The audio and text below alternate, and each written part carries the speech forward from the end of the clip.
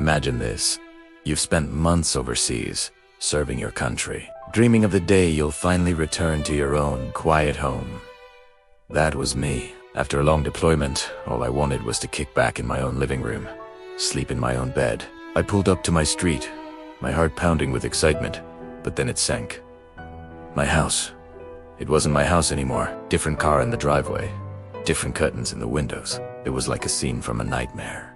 I walked up to the door, confused, and a family I'd never seen before answered. They told me they'd bought the house a few months ago. Bought it from who? The Homeowners Association. My blood ran cold. I immediately knew who was behind this. Karen, the HOA president. She'd been a thorn in my side for years, complaining about everything from the height of my grass to the color of my welcome mat. I'd sent her a letter explaining I was being deployed and that my cousin would handle the lawn care. But apparently, that wasn't good enough for her. She'd used some obscure BILO, claimed the house was abandoned, and pushed through a foreclosure sale. All while I was in a desert halfway across the world, completely unaware. The rage I felt was indescribable. It wasn't just about the house. It was the sheer audacity, the disrespect. She thought she could just take a soldier's home while he was serving his country. Oh, she had no idea who she was messing with. I tried talking to her first. I went straight to her house, the self-proclaimed queen of the neighborhood. She was smug, standing there with a smirk on her face, telling me it was all within the rules. She said my property was an eyesore, and that I had violated the covenant. She actually had the nerve to say I should have made better arrangements if I cared about my house. That was it. The gloves were off. She thought her little HOA kingdom gave her ultimate power. I was about to show her what real power looked like. My first call wasn't to a regular lawyer. I went straight to the military. I explained my situation to my commanding officer. And let me tell you, the military does not take kindly to its service members being taken advantage of while they're on active duty. They connected me with the JAG course that's the military's legal arm. These aren't your average small-town lawyers. These are sharks, trained to fight for soldiers, and they were furious. The lead lawyer, a major who looked like he ate nails for breakfast, listened to my story without saying a word. When I finished, he just smiled a very thin, very scary smile and said, "Don't worry, son. We've got this." They invoked the Service Members Civil Relief Act, or SCRA. It's a federal law that provides a whole range of protections for military members. One of those key protections is against non-judicial foreclosure and seizure of property without a court order, which is exactly what Karen and the HOA had done. They hadn't just broken a neighborhood rule. They had broken federal law. The legal team descended on our little suburban neighborhood like a SEAL team on a mission. The first thing they did was file an emergency injunction to get the new family out of my house. The court granted it immediately. The family who bought it were victims too, in a way. But the sale was illegal from the start. They were refunded their money from the HOAS accounts, which was the first hit to Karen's precious budget. Then, we went after Karen personally. My lawyers argued that as HOA president, she acted with malicious intent and gross negligence. They dug into everything. They found emails she'd sent to the board, filled with personal insults about me. They found records showing she'd rushed the foreclosure process, ignoring warnings from the HOA's own legal counsel.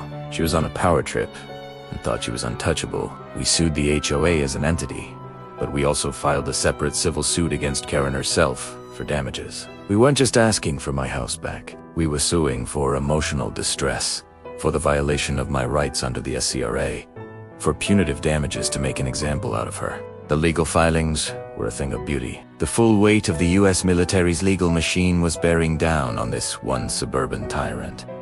The depositions were my favorite part. Watching Karen squirm under the questioning of a stone-faced JAG officer was better than any movie.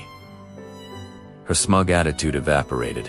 She tried to lie, to twist the story, but my lawyers had a mountain of evidence. Every lie was immediately contradicted by an email, a document, a witness testimony. Her fellow board members, realizing the deep trouble they were in, started turning on her, admitting she had railroaded the decision.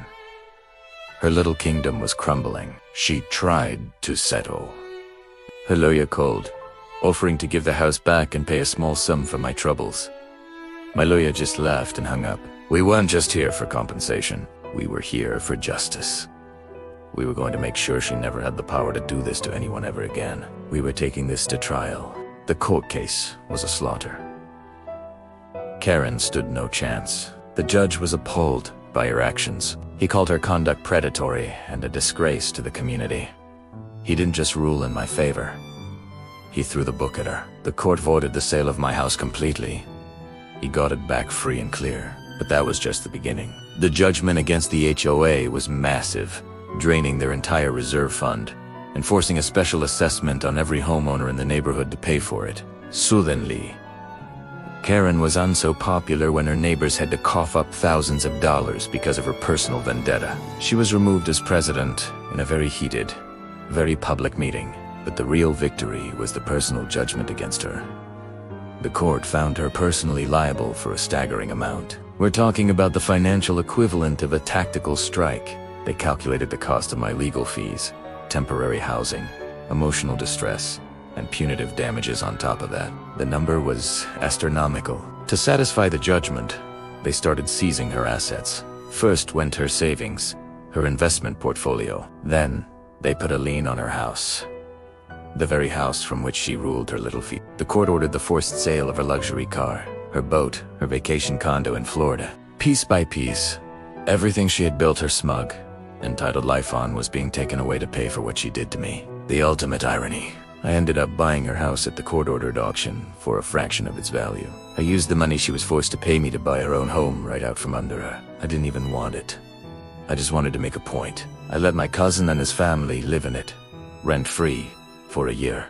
The look on her face when she had to pack up her boxers and leave her home, just as she had forced me from mine, was a moment I will treasure for the rest of my life. She ended up having to declare bankruptcy. She lost everything. Her house, her money, her reputation. She went from the queen of the neighborhood to a local pariah with nothing to her name. Some might say it was too harsh, but I disagree.